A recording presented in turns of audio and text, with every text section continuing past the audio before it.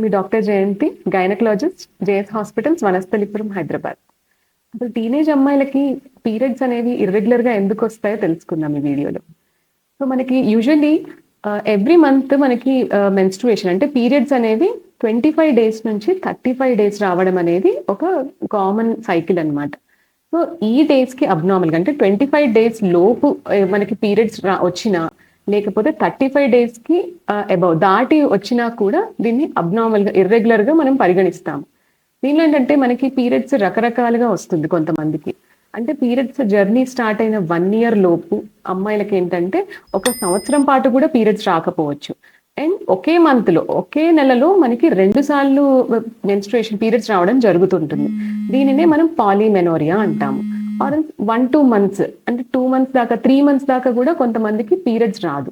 So దీన్ని amenorrhoea అని అంటాము. యూజువల్లీ మనకి ప్రతి పీరియడ్ ఒక నార్మల్ మెన్స్ట్రువల్ సైకిల్లో మనకి 30 ml బ్లీడింగ్ అనేది అవడం కామన్. బట్ ఎప్పుడైతే 80 ml కంటే ఎక్కువ పోతుందో దాన్ని మెనోరేజియా కింద కన్సిడర్ చేస్తామన్నమాట. సో ఈ టీనేజ్ గర్ల్స్ కి ఈ మధ్య ఎక్కువ ఈ హార్మోనల్ ఇంబ్యాలెన్స్ వల్ల మనకి ఈ ఇర్రెగ్యులర్ పీరియడ్స్ అనడం రావడం జరుగుతుంటుంది. దీనికి మెయిన్ రీజన్స్ వచ్చేసి స్ట్రెస్. ఈ మధ్య పిల్లలకి పెద్దవాళ్ళకి అందరికీ ఈక్వల్ గా స్ట్రెస్ అనేది ఫీల్ అవుతున్నారు. ఈ స్ట్రెస్ వల్ల మనకి హార్మోన్ ఇంబ్యాలెన్స్ జరిగి ఈ పీరియడ్స్ అనేవి ఇర్రెగ్యులర్ గా వస్తున్నాయి. సెకండ్ రీజన్ వచ్చేసి సరైన ఆహారం, పోషకాహారాలు ఉన్న ఆహారం తీసుకోకపోవడం అండ్ టైంకి తినకపోవడం. థర్డ్ రీజన్ వచ్చేసి స్లీపింగ్ హ్యాబిట్స్. పిల్లలు ఈ మధ్య హోంవర్క్స్ చేసుకోవడం లేకపోతే స్టడీస్ వల్ల కూడా లేట్గా నిద్రపోతున్నారు. కొంతమంది పిల్లలు అయితే మొబైల్ అడిక్షన్ వల్ల కూడా లేట్గా నిద్రపోతున్నారు. దీనివల్ల హార్మోన్ ఇంబ్యాలెన్స్ జరిగి మనకి ఇర్రెగ్యులర్ సైకిల్స్ రావడం జరుగుతూ ఉంటుంది. కొంతమంది పిల్లలు ఈ టీనేజ్ టైంలో కొంతమంది వెయిట్ గెయిన్ అవుతూ ఉంటారు. బరువు ఎక్కువ పెరిగిపోవడం వల్ల కూడా హార్మోన్ ఇంబ్యాలెన్స్ జరిగి కూడా ఇర్రెగ్యులర్ పీరియడ్స్ వస్తూ ఉంటాయి. కొంతమందికి పీసీఓడి డెవలప్ అవుతుంది. పీసీఓడి అనేది నీటి బుడగలు అని చెప్తూ ఉంటాం. ఈ హార్మోన్ ఇంబ్యాలెన్స్ వల్ల ఓవరీస్ లో నీటి బుడగలు రావడం వల్ల కూడా ఇర్రెగ్యులర్ పీరియడ్స్ అవుతూ ఉంటాయి.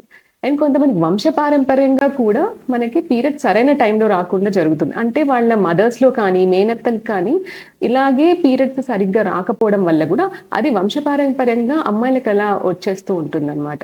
సో ఏదైనా మెడికేషన్స్ తీసుకుంటున్నా కూడా సపోజ్ హెల్త్ ఇష్యూ వల్ల వాళ్ళు యాంటీబయాటిక్స్ కానీ యాంటీ డిప్రెసెంట్స్ లేకపోతే ఇంకేమైనా హార్మోనల్ పిల్స్ దేని విషయంగా వాడుతూ ఉంటే గనక వాళ్ళకి ఇలా ఇర్రెగ్యులర్ సైకిల్స్ రావడం జరుగుతూ ఉంటుంది. సో వీటితో పాటు థైరాయిడ్ హార్మోన్ కి సంబంధించిన సమస్యలు కూడా ఉండడం వల్ల కొంతమంది అమ్మాయిలకి ఇర్రెగ్యులర్ సైకిల్స్ వస్తూ ఉంటాయి.